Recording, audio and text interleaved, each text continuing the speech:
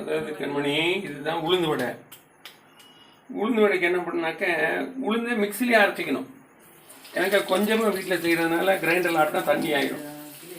அதுக்கப்புறம் என்ன பண்ணணும், கொஞ்சம் வெங்காயத்தை வெட்டி போட்டுக்கிடணும், பச்சை மிளகாய், கொத்தமல்லி தழை, கொஞ்சம் உப்பு போட்டு உளுந்து மாவை கலக்கி வச்சுக்கணும். அதுக்கப்புறமா சட்டியில் இப்படி போடணும்.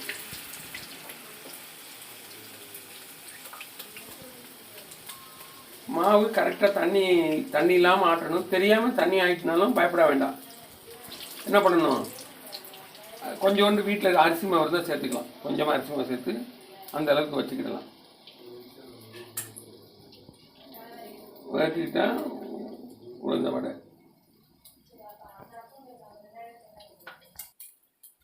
இந்த மாதிரி வடையை நல்லா வேக விட்டு வெந்ததுக்கப்புறமா இப்படி எடுத்து வச்சிடலாம்.